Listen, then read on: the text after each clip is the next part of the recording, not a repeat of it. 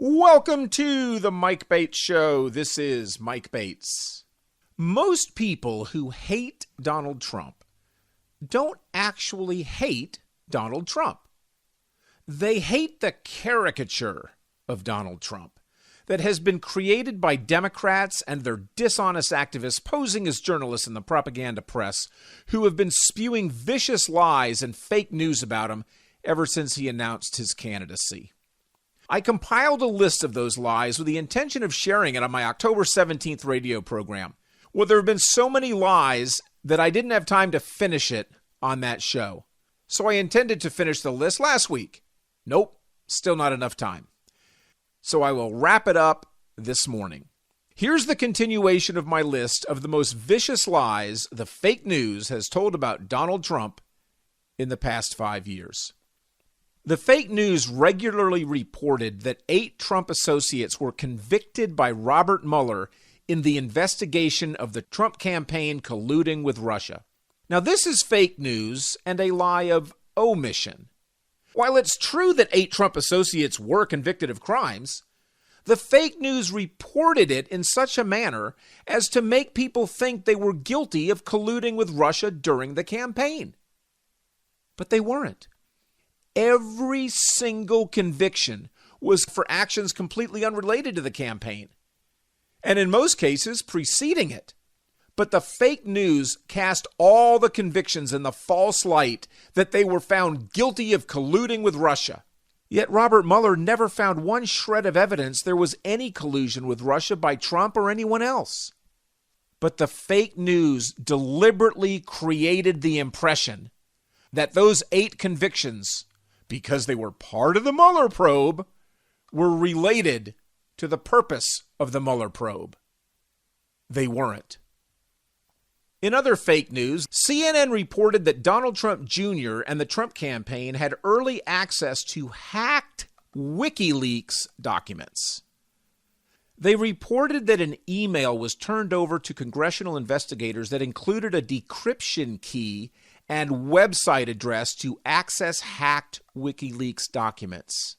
And they cited that as proof of cheating and collusion by the Trump campaign. Well, as it turned out, the Trump campaign had no early access or knowledge. The email was dated after the WikiLeaks documents were made public by WikiLeaks themselves.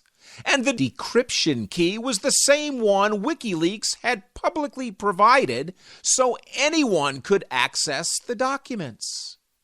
But by the time that was proven, the false narrative had been furthered, and more people thought there was proof that Trump cheated and won with Russian help. But as we know, at least those of us informed enough not to believe the fake news know, there was no collusion between the Trump campaign and Russia. The Mueller report publicly stated that fact on April 18th, 2019. But I saw a Rasmussen poll taken in August of this year, just a few months ago, more than a year after the Mueller report, that showed 73% of Democrats still think there was such collusion with Russia. Why? How could they still believe that? Because lies work, that's why. You and I know the fake news is made up of a bunch of liars, but enough people believe it that it can influence an election. And it is influencing this election. They don't have to deceive all of us. They only need to deceive enough people to make a majority on election day. The fake news told you Donald Trump put children in cages at the border. Wrong. Donald Trump put children and adults in detention facilities after they were caught crossing the border illegally.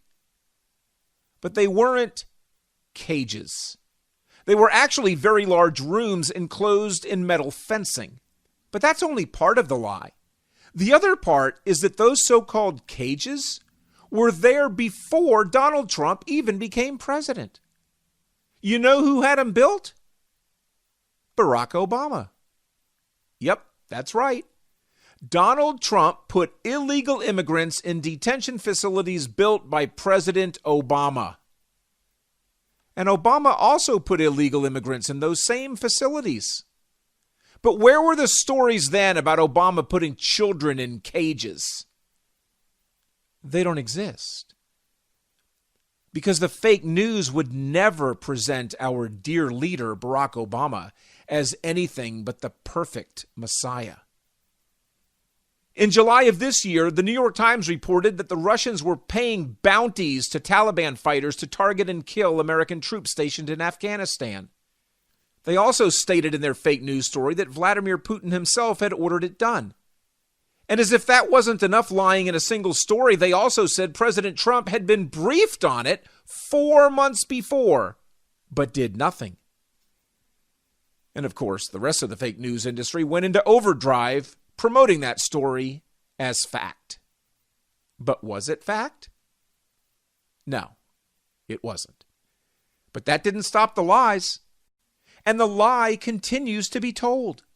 Just last Tuesday, Barack Obama was speaking at a rally for Joe Biden in Orlando, and he repeated the lie. He knows it's not true.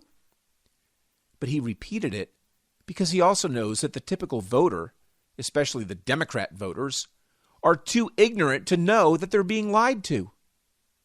And I have yet to see any media publish a fact check on Barack Obama's speech. I watched it, by the way, on TV, not in person.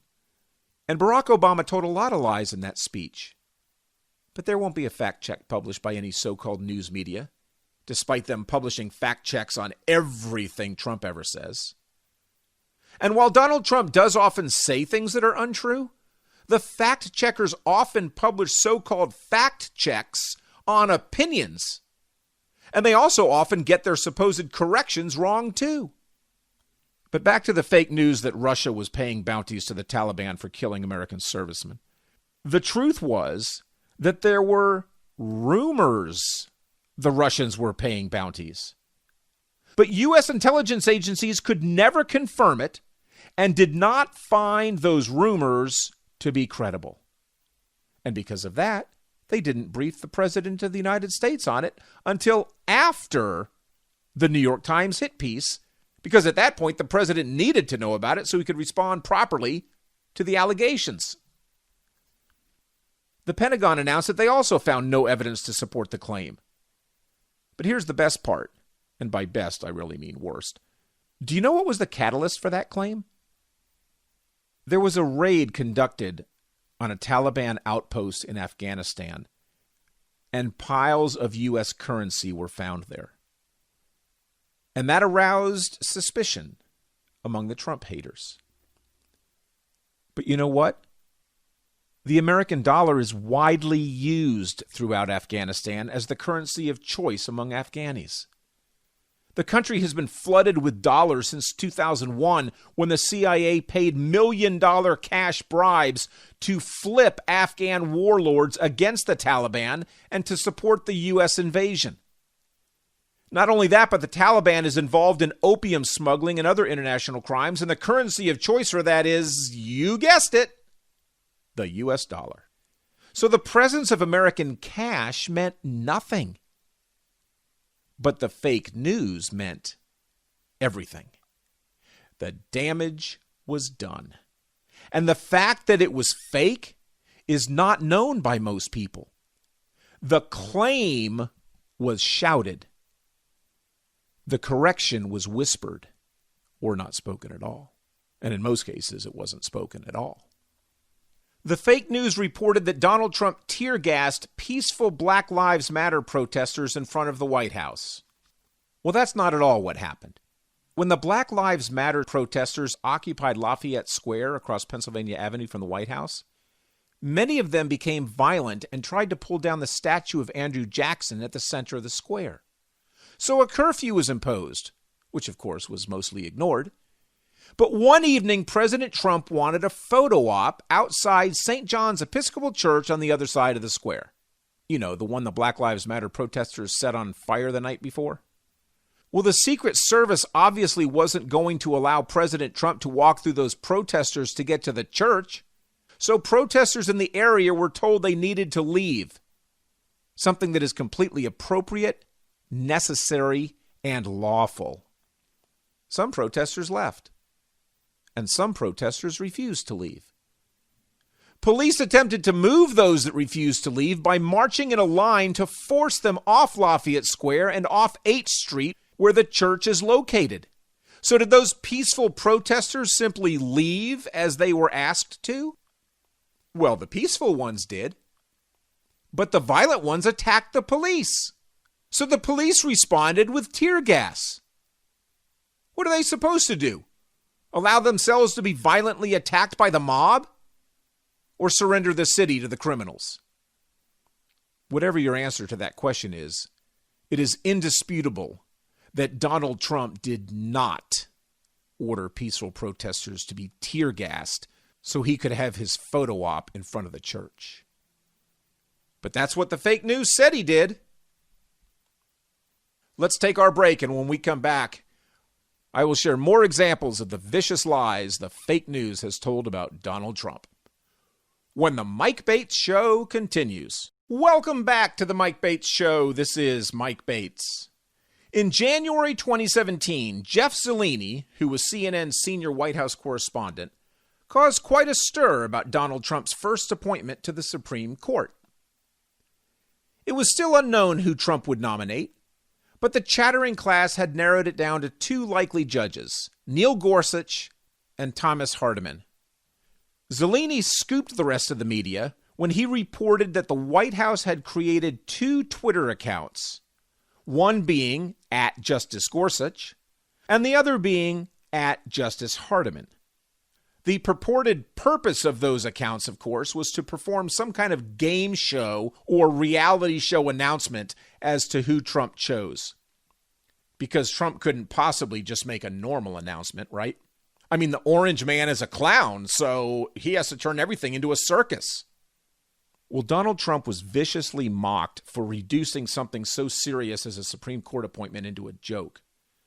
But in CNN's rush to ridicule Trump, they didn't bother to verify the facts.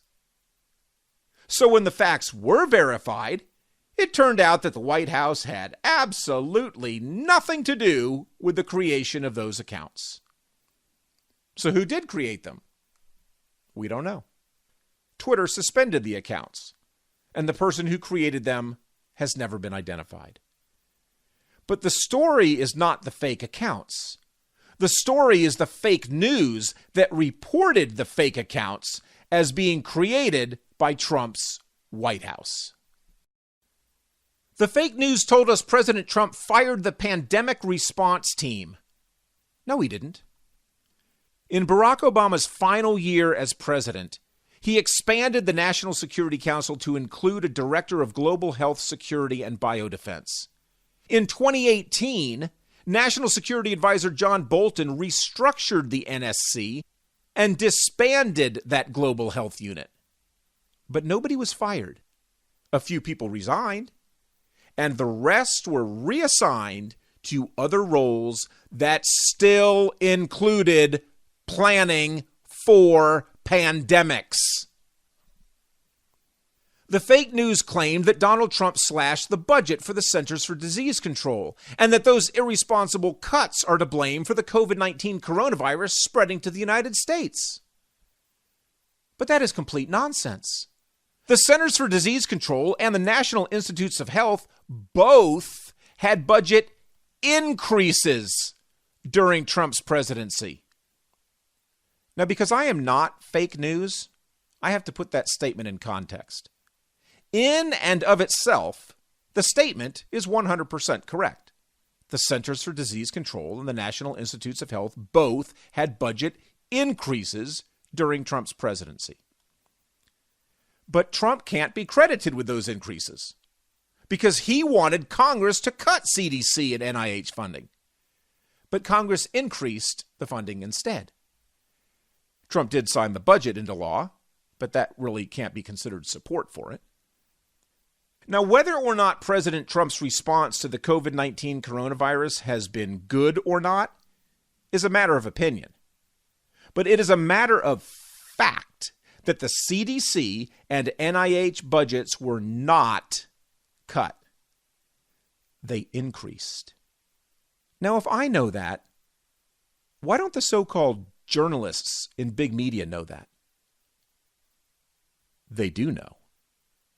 They just aren't going to let facts get in the way of a political attack on President Trump. And while we're on the subject of the coronavirus pandemic, the fake news reported that New York City didn't have enough ventilators to treat COVID patients because Donald Trump didn't buy any for them. Well, first of all, it's not the role of the federal government to buy ventilators for American cities.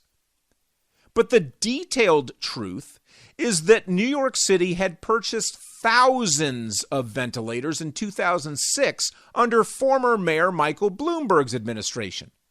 But then Mayor Bill de Blasio auctioned off hundreds of those ventilators 5 years ago.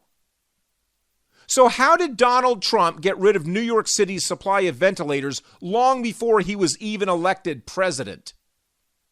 He didn't. Democrat de Blasio did. But hey, if it will turn a few people away from Trump, the propaganda press is happy to put out fake news. It helps them achieve their agenda. The fake news told you that Donald Trump said to drink bleach and inject Lysol into your lungs to kill the coronavirus. But he said no such thing. What he actually said versus what the fake news said he said wasn't even close.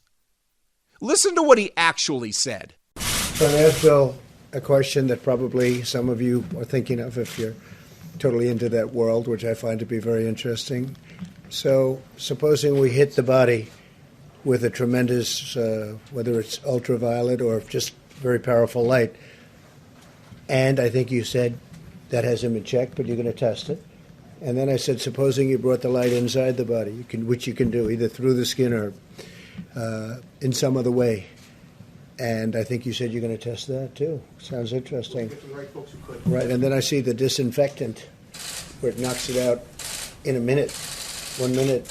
And is there a way we can do something like that by injection inside or almost a cleaning? Because you see it gets on the lungs and it does a tremendous number of the lungs. So it'd be interesting to check that. So that you're going to have to use medical doctors with. But it sounds interesting to me. So we'll see. But the whole concept of the light, the way it kills it in 1 minute, that's pretty powerful. Now listen to what Nancy Pelosi said he said. And the president is asking people to inject Lysol into their lungs. What Nancy Pelosi said he said was clearly false. It was provably false. But the Democrat propagandists in the lying press ran with it, presented her statement as fact, and never once said she was mischaracterizing Trump's actual words. Is this fake news even though Nancy Pelosi really said the words they report that she said? Yes, it is. It's fake news because it was obvious that what Pelosi said was fake. And if you report it as if it is fact, you are knowingly spreading lies. And that makes it fake news. If Donald Trump had said something so clearly false about Nancy Pelosi, the propaganda press would have either ignored it or the story would have been about how Trump lied about Pelosi. There is no way it would have been presented as fact.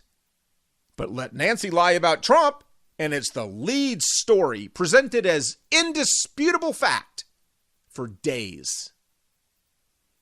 The fake news said Donald Trump was hyping hydroxychloroquine as a treatment for COVID because he would profit from it. Well, contrary to many claims made by dishonest Democrats, Donald Trump does not own the company making hydroxychloroquine. I corrected this lie on this radio program back when it was made. I won't go into as much detail now as I did then, but the gist of it is that hydroxychloroquine is the generic name for a drug that was patented in 1955.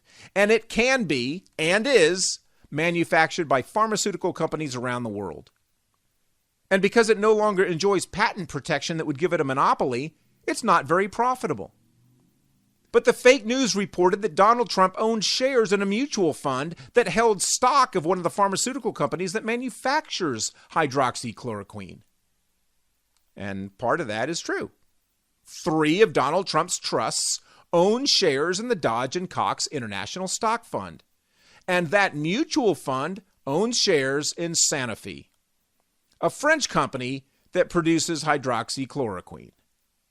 Well, the value of his mutual fund shares was somewhere between $3,000 and $45,000.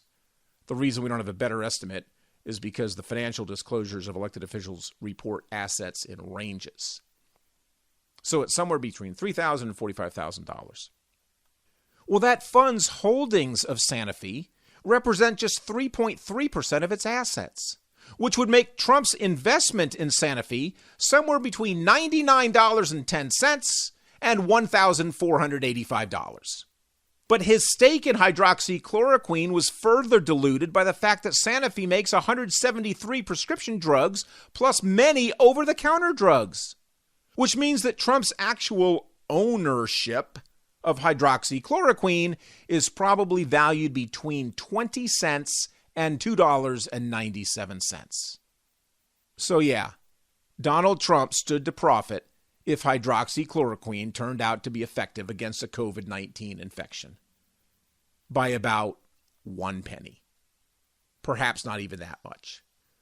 But the fake news reported it as if hydroxychloroquine was a patented drug monopoly owned by Trump Pharmaceuticals Corporation. And just in case you're a stupid Democrat, I made up the name Trump Pharmaceuticals Corporation just to make a point. No such corporation exists. Let's take another break, and when we get back, we'll continue my list of the vicious lies and fake news that has been reported about Donald Trump over the past 5 years. When the Mike Bates Show continues. Welcome back to the Mike Bates Show. This is Mike Bates.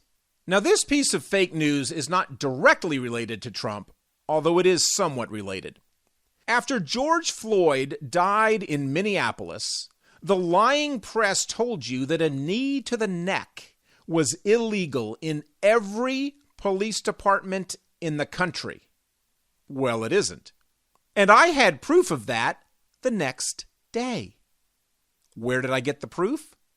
I searched for it. And I didn't even have to leave my office to find it. I searched for the use of force policy manual of the Minneapolis Police Department. And it was right there on the internet. And what did it say? Contrary to what the dishonest media was reporting, the technique is in fact authorized not just by some police departments in the country, but by the Minneapolis Police Department, the very department Derek Chauvin worked for. Should a knee to the neck be legal? I don't know. I don't have enough physical restraint training or experience to have an informed opinion on that. But I do have enough experience in journalism to know that it is inexcusable for the media to lie as they do. If I found that the technique was allowed in the policy manual, and I learned it sitting in my office in Pensacola, Florida, why didn't any reporters in Minneapolis find it? I even posted to my blog the link to the policy manual to prove it. Why didn't the so-called reporters in big media look for it? Because they don't care. You see, I have a different goal than big media does. My objective is to inform. Big media's objective is to inflame. And they sure did inflame things over that fake news story. Literally. Cities literally burned because the dumbasses, that's 2 words, the dumb masses were lied to by the fake news. This was a small lie about the time of the Republican convention. The fake news reported that Melania Trump ripped up the Rose Garden so she could use it as a partisan prop for her convention speech. Before and after photos were shown with trees missing in the after photo. That after photo also had a lot fewer colorful flowers than the before photo. Because the Trumps are destroyers, right? Well, the truth about that Rose Garden renovation was that the 10 crabapple trees were removed from the rose garden because they were casting too much shade over the flowers, and their roots made it difficult to keep other plantings in the rose garden alive and healthy. And those trees are going to be replanted elsewhere on the White House grounds. And it wasn't Melania's idea either, by the way. But the haters and the propaganda press never let the truth get in the way of a pathetic hit piece on the Trump family. Here's some more fake news. In August of 2017, the New York Times published a front-page story about how the Trump administration had suppressed and hidden a government climate change report that directly contradicted claims President Trump and members of his cabinet had made about global warming. The story quoted unnamed scientists who told the New York Times that they feared the Trump administration would prevent the climate report from being made public as part of Trump's anti-science, planet-killing agenda. The Times went on to claim that they had somehow obtained a copy of the Quadrennial National Climate Assessment and published it. Oh, thank God we have the New York Times digging up the truth for us, huh? Thank God they were able to obtain the reports despite the administration's effort to keep it secret, huh? I mean, it's bad enough that Trump wants us all to die from climate change, but to hide the report from us too? That's beyond the pale. Well, what was actually beyond the pale was that the climate change report the New York Times claimed to have somehow obtained from the deepest vaults under Trump Tower, or wherever they wanted us to believe they found them, that report had been publicly released by the Trump administration 7 months earlier. It was complete fake news. And yes, the New York Times did issue a correction, but even in that correction, they attacked Trump for being a climate denier. There's always fake news anytime President Trump appointed someone to a position in his administration. The activists posing as journalists in the propaganda press went into full attack mode against any nominee. And so it was when Donald Trump nominated Steve Mnuchin to be his Secretary of the Treasury. It was widely reported that Steve Mnuchin's bank had foreclosed on a 90-year-old woman after a 27-cent payment error. As the story went, the lady had made a series of payments that in the end totaled 27 cents short of what they should have been, and that Mnuchin's bank foreclosed on her home and kicked her to the curb. Well, that's pretty horrible, isn't it? I mean, what kind of uncaring, selfish, mean, capitalist bastard is Trump nominating, huh? Evil Republicans like Steve Mnuchin made millions while frail old ladies were left to die in the streets.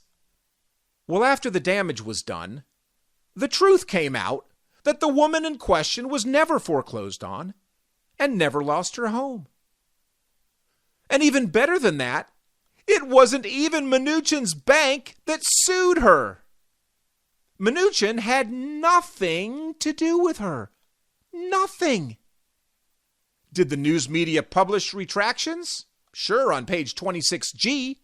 That's always the case when a story is retracted. The fake news story stays on page 1 for days or weeks, but the correction gets a one-time mention on page 26G. And that's just in the printed press. The TV programs don't typically run corrections at all. And the late-night comedians who made jokes about Trump kicking old ladies out of their homes never corrected the false premise of their unfunny jokes. And to this day, people still believe that it happened. Now, here's another example, and I know I'm going back a while on a few of these, but remember what Frank Sinatra's widow, Nancy Sinatra, said about Donald and Melania dancing to Frank Sinatra's My Way at an inaugural ball? The media excitedly reported that Nancy Sinatra was not happy about it and expressed her displeasure that such a disgusting couple as the Trumps would have the audacity to dance to one of her late husband's songs. And after all, if Nancy Sinatra doesn't like the Trumps, none of us should like the Trumps. I mean, who better to get our political opinions from than from an old lady who's famous only because she was married to a famous singer? She certainly must know what's good for the country, right? And if she was outraged by the dance, we should all be outraged by the dance. But there was a little problem with that story. Actually, it was a big problem. The problem? Nancy Sinatra had never said any of it. Not one word, good or bad, about the Trumps dancing to My Way. It was just fake news conjured up by Trump-hating activists pretending to be journalists. About a week after the inauguration, the Washington Post published a big story about how, and I'm quoting here, quote, "The State Department's entire senior management team just resigned," end quote. The story stated the reason for the mass resignation, too. And again, I'm quoting directly from it. It was, quote, "part of an ongoing mass exodus of senior Foreign Service officers who don't want to stick around for the Trump era," end quote. News outlets around the world picked up that story and ran with it. I mean, a bombshell report like that is shocking, isn't it? For the State Department's entire senior management team to up and resign en masse like that because they want no part of Trump's looming disasters? That's quite a story. But the real story wasn't nearly as shocking as the Washington Post and everyone else made it out to be. In fact, it wasn't just a small story. It was a non-story. The people that submitted their resignations were the political appointees at the State Department, not the careerists. So why did all the political appointees submit resignations? Because they always do, at every transfer of power at the White House. They all submit resignations, and then the new president decides whether or not to accept them effective immediately or to make them effective upon his appointment of their replacements. Where was the Washington Post's story when the exact same thing happened when Bush 43 left and Obama came in? Or Clinton to Bush? Or Bush 41 to Clinton? It was standard operating procedure at every transition. But when it's about President Trump, the so-called news media is so eager to tarnish him that they'll publish anything that portrays him in a bad light, no matter how unnewsworthy it is. Another example of fake news. The dishonest press attacked President Trump because the flag at the White House was only at half-staff for 2 days after the death of Senator John McCain. The activists posing as journalists portrayed that as a blatant violation of protocol and a disrespectful and improper indication of Trump's hatred for John McCain. But what are the facts? Well, although it's done at the direction of the president, U.S. law, Title IV, Chapter 1, Section 7M, describes the proper protocol. And the law states that the flag shall be flown at half-staff on the day of death and the following day for a member of Congress. It goes on to define the term member of Congress to mean a senator, a representative, a delegate, or the resident commissioner from Puerto Rico. And John McCain was a senator. So he got, by law, 2 days of the flag being at half-staff in his honor. So despite what the liars in the media would have you believe, John McCain was not a god. He was a senator. So the White House did exactly what it was supposed to do under the law. But the fake news, as they always do, attacked him for it.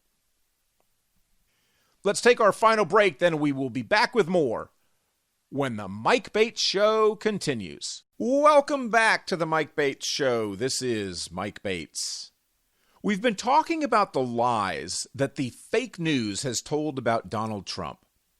But the lies about Trump himself are not the only dishonest attacks against him. Democrats and the media don't just hate Donald Trump. They also hate anyone who supports Donald Trump. If you support him, they hate you. And they lie about you also.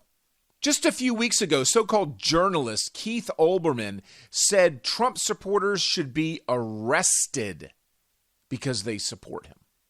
And they have the audacity to accuse Donald Trump of being the fascist?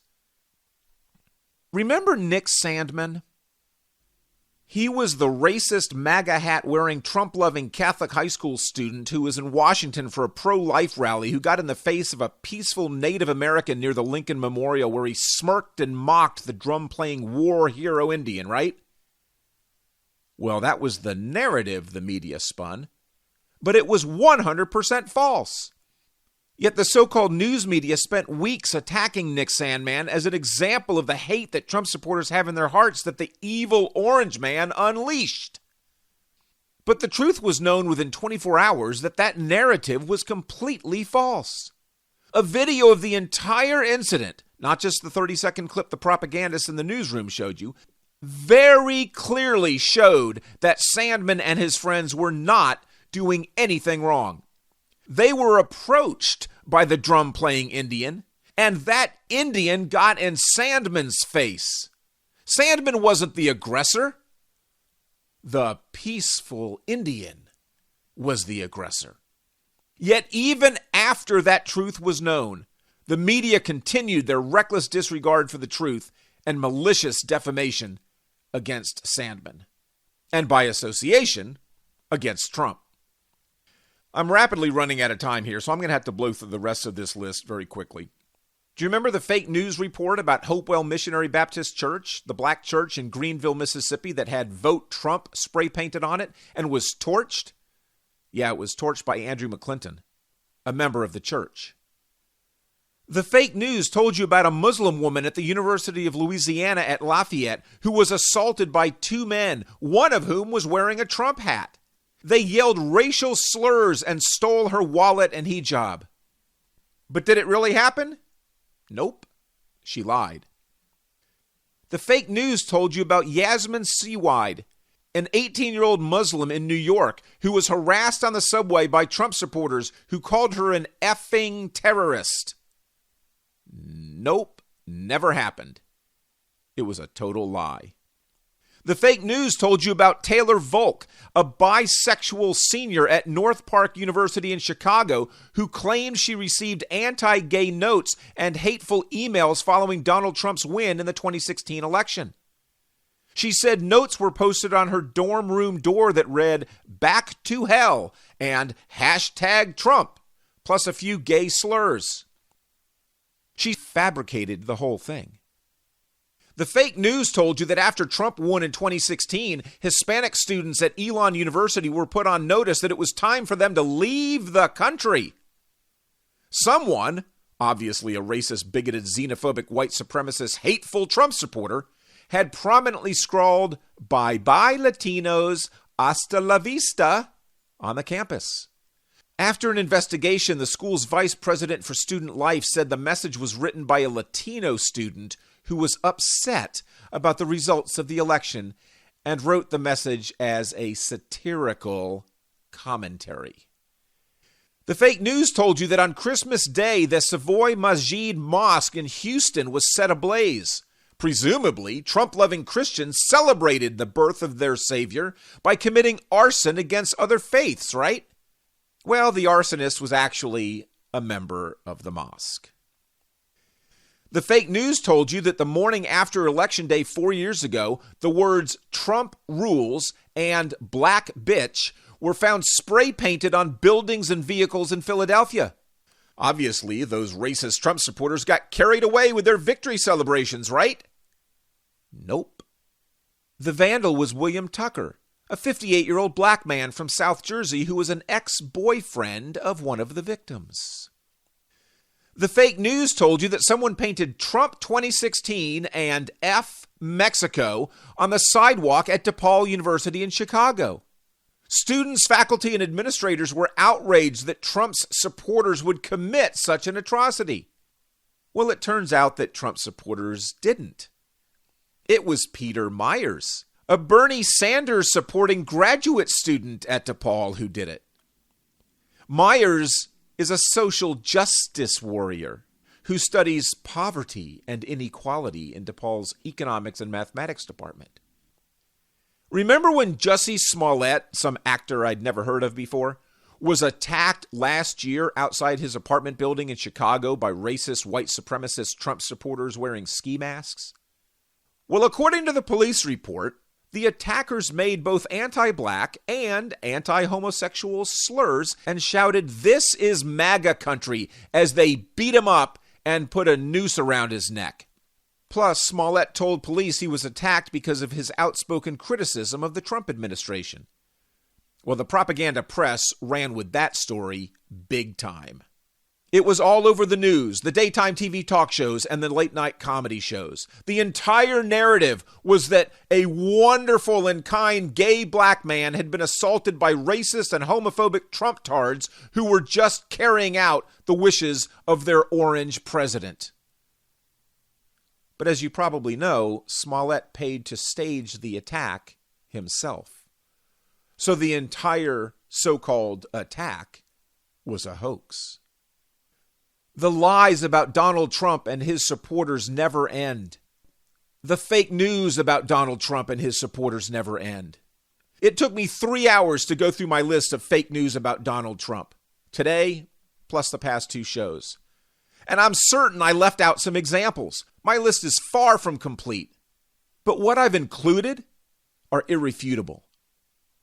To any objective person, the so-called news media is incredibly biased against Donald Trump and Republicans.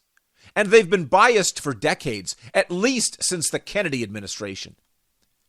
But they have sunk to such depths during the Trump administration that I don't understand why they have any credibility with anyone whatsoever. Today's propaganda press poses a serious threat to our republic. If you hear only the prosecutor, every man is guilty. If you hear only the defense attorney, every man is innocent. That's why it's so important to listen to both sides. But the problem with fake news goes far beyond just hearing only one side. The problem is that the side you hear is filled with lies. And those lies will bring down our republic.